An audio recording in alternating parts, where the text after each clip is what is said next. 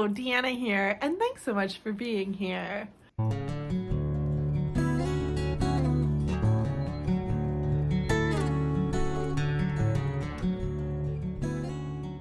So a few videos ago, I made a video in which I had talked about what I want to do for my summer reading and what book I am focusing on for my summer reading with a goal to have it done by the end of summer.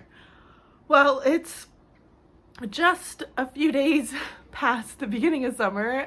We're about a week into the start of summer and I've already finished it, surprisingly. I thought it would take me a little more time just because of the heavy material and everything, but I actually got it done in about a weekend, I believe it was, a couple nights. And I actually went ahead and got it all finished, and that is The Diary of a Young Girl by Anne Frank. So I had made a goal to have this finished, and I am now finished it. And this is the first book that I've ever actually annotated. So I even have my annotation guide, which I ended up changing my yellow halfway through.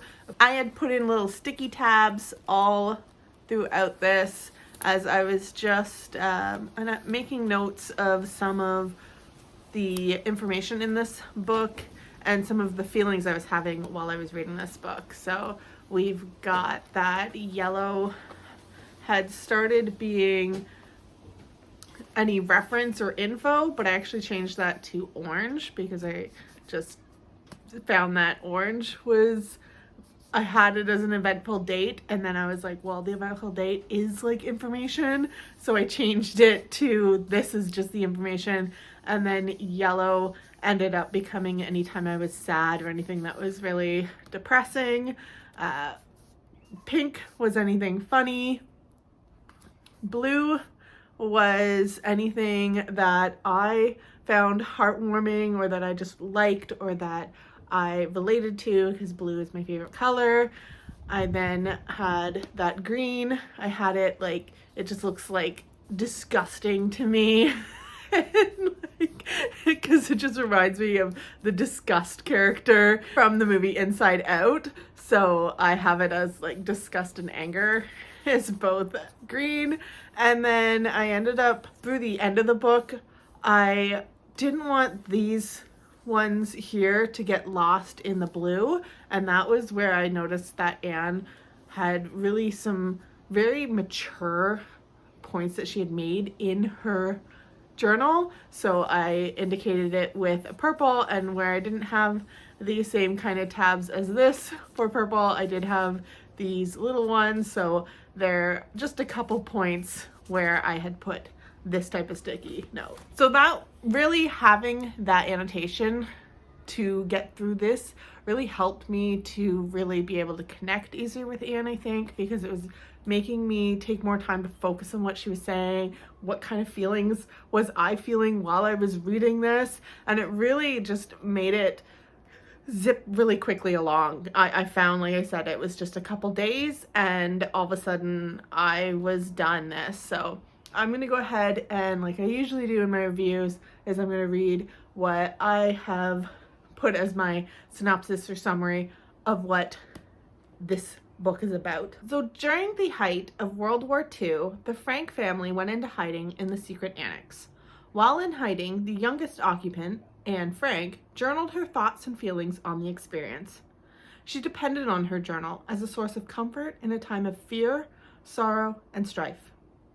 Anne did not hold back in her journal writings, good or bad, and throughout her writing, a young, bright mind shined through, with moments of depth, self-awareness, and true reflection. In March 1944, the occupants of the Secret Annex heard on the radio that a collection of diaries and letters dealing with the war would be made. Anne was encouraged to document events happening and had hopes to make a book from her journalings. Unfortunately, Anne did not survive the war. She was unable to make that dream a reality herself. So after the war, her father, Otto Frank, was determined to honor Anne's wish. He also established the Anne Frank Fonds in her memory. Otto was the sole survivor from the annex. All 7 other occupants had died after their arrests in August of 1944. The primary objective of AFF is to spread Anne's message of peace, justice, and humanism around the world. I hope by reading and sharing my thoughts on this book, I am helping to fulfill that objective, even just a little bit. This definitely is something very emotional to read, even though some of these here don't show as much sadness as I really was more expecting. There's mainly a lot of green because I was just so angry at some of what the injustice that was happening to Anne and her family, and then just even Anne too, some of what she was going through and up against. There was a lot of anger I felt, and there were a lot of moments when I really was heartwarmed by some of what she said, by the courage and the determination that she showed throughout these journalings. I really actually related with her, and that is showing in a lot of the blue that there is. So as you can see, I documented in my journal here. This is my little notebook that I have about any thoughts that I have on any books that I read. It's a bit of my book journal, and this right here is my summary of the book, and then I went ahead and this is like a bunch of my thoughts on the book. So I definitely had a lot of thoughts and feelings reading this book. I can't, there's so much to it that it's hard to just say exactly what the book is, because there's so many moments of her trying to find hope. There's moments where she is sad and depressed. There's moments where she's questioning herself and others, questioning the world. And there's always this feeling of that she's hoping for more, and she's always trying to find something to push her forward and make her happy. And she's also wonderful in not only her own self-awareness and how she sometimes critiques herself or just explains herself, but she's also so good at talking about others in it. Sometimes not very flattering. There were some parts where she wasn't very flattering about the people that she had to live in such small confined space with, which is understandable when you're having to live with individuals when you're a young teenage girl and you're living with adults who don't really understand you very well. That is definitely evident.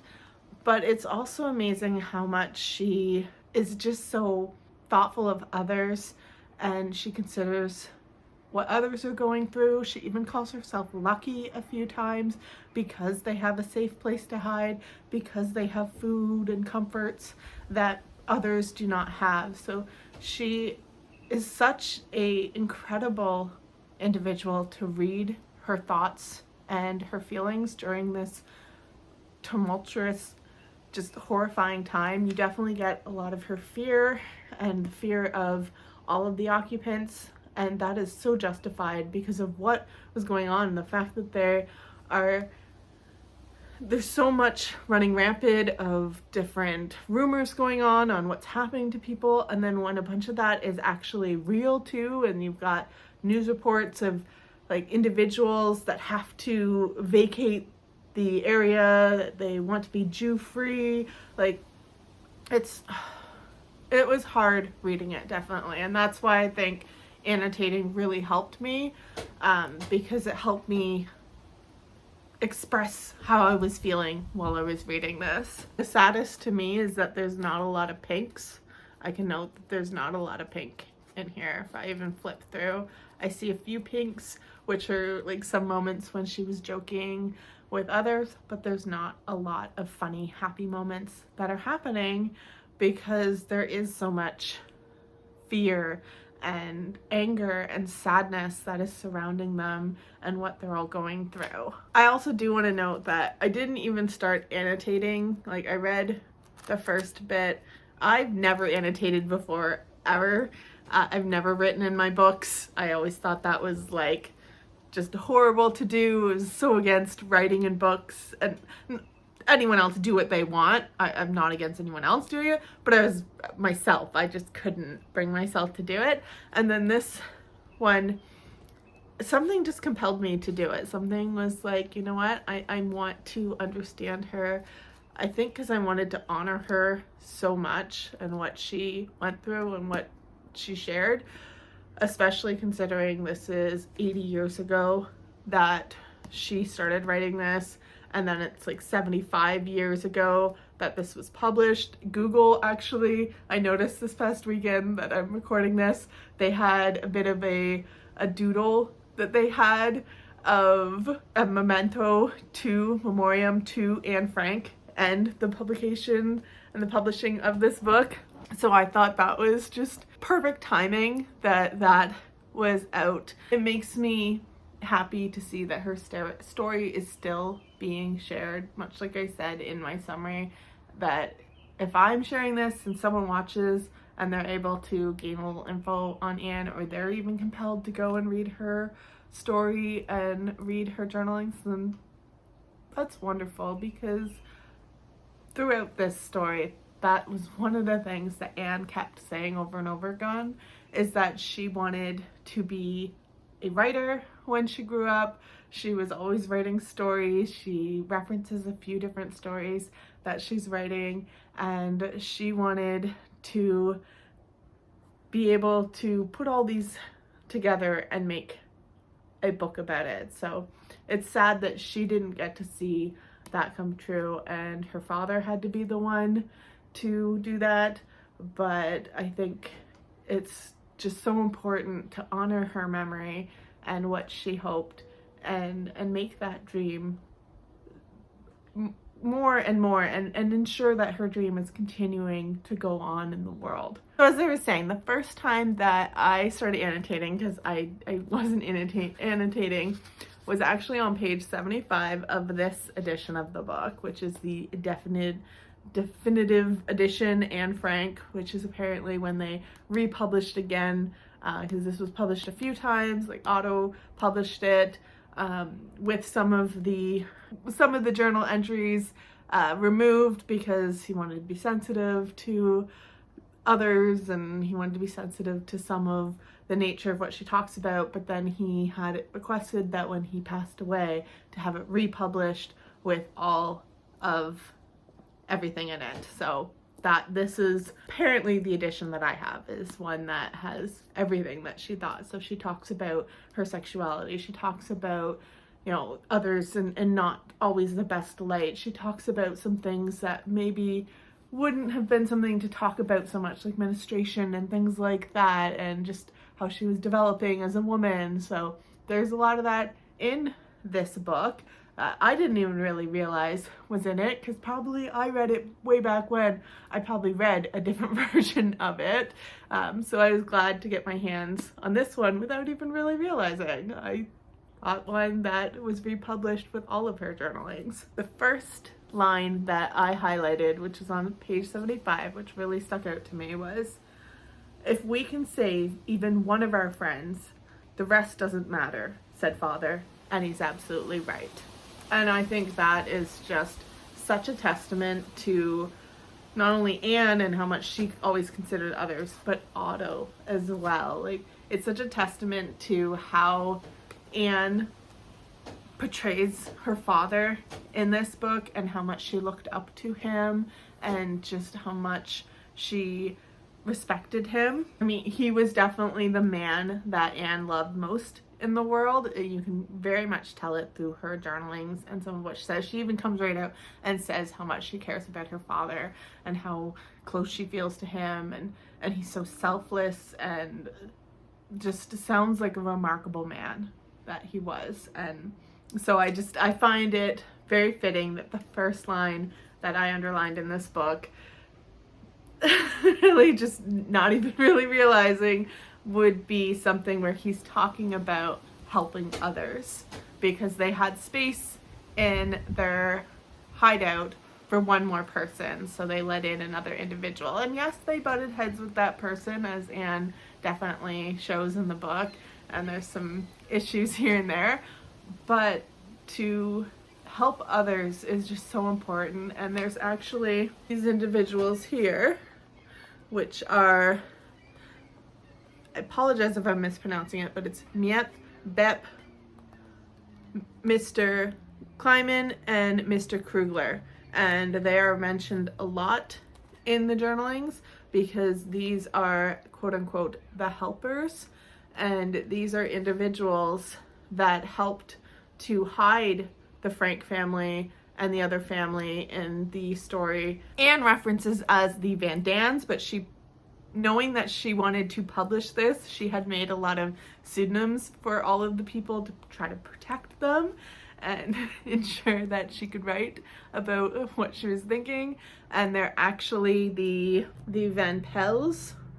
So she made a pseudonym of the Van Dans, and they're actually the Van Pels. So it's interesting that she had done that to protect some of the people and just probably even protect herself too. But the wisdom that this young teenage girl has, and that's why I highlighted some of these passages here, was because some of just the absolute wisdom that she had, it's just so compelling, and it's just so heart-wrenching in some ways that we lost her and that she didn't get to grow and live a wonderful life. It's so sad that she had so much to share and she was cut short. I am glad that we are listening to her story because she did have so much insight and thought, and just there's so much that she had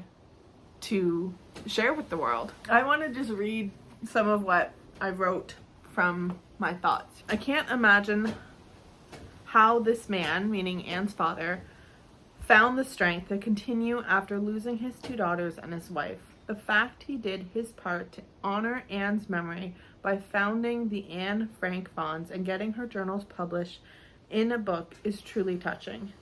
May his goodness and mission continue.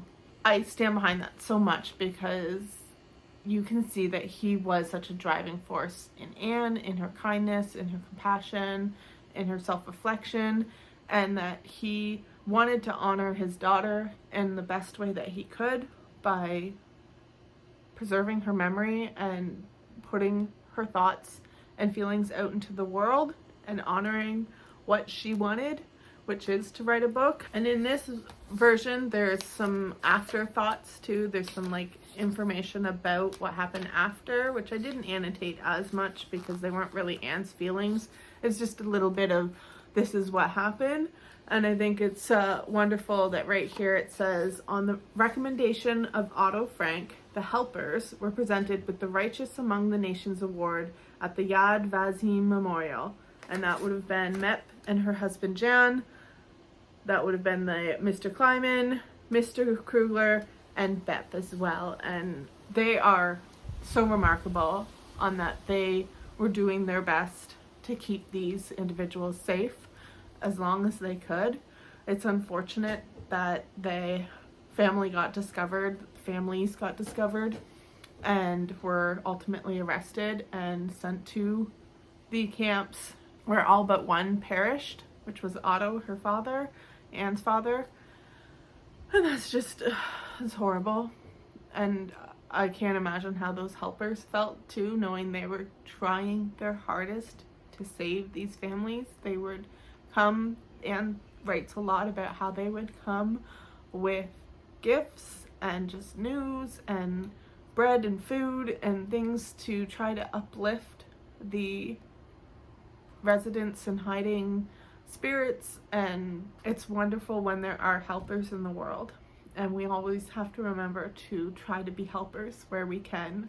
We gotta fight where we can for rights and things like that, but we also need to be helpers too. So I am very grateful that they were some helpers that could help the Frank family for as long as they could. Again, I can't imagine how they felt when they were finally discovered, because I'm sure they were devastated. And the 2 ladies, Miep and Bep, went around and found all of Anne's journalings. One, I think because they wanted to ensure nothing incriminating was found by the Green Police, which was the German, they wore green uniforms, so they were the Green Police. Make sure that nothing was found by them, but also to preserve what she wrote, and they gave it to Otto when they discovered that Anne had passed, and they helped Otto to pursue the wish of Anne to get the book published. So this really went through a lot to get this published in so many ways beyond even just what they went through after the fact too. There was a lot of hurdles for Otto to get it published because there was some rejections that he faced, because there was thoughts of nobody wants to hear about a young girl's thoughts on the war, and boy were they wrong, because this has sold millions and millions of copies and it's so important, and Anne is one of the faces of World War II and just what she went through. There's a museum after her, like beyond what her father founded in his foundation. Hers is a story of hope and determination and courage and wanting the best and being hopeful even in times when it seems like all hope is lost. And it's so disheartening that that she did lose her life and her family lost their lives, and so millions and millions lost their lives. Like, it's so heavy to think of, but it's so important for us to not forget. So I read this so that I won't forget, and I think I can definitely see myself picking this up and wanting to reread it again, because the story in itself, Anne is a really great writer. She was so great in like how she wrote her journalings and just some of the points she pointed out and some of the insight she had, and just the way that her wording was. Like, there is some really moments of just where you really connect with her and you really feel like she's there with you while you're reading it. So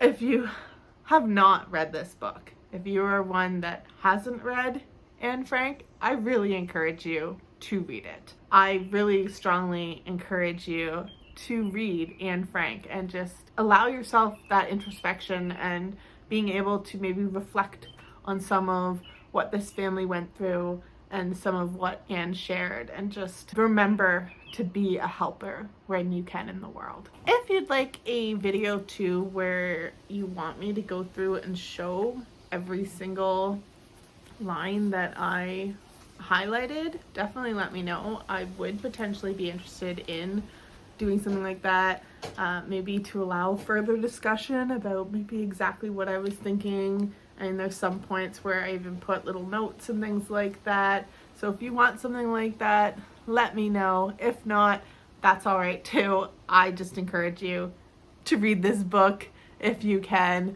And there's even a version, I believe it's a graphic novel for children, which I want to look into getting that too, because I want to honor Anne's memory as much as I can. So that's going to be it for me for this video.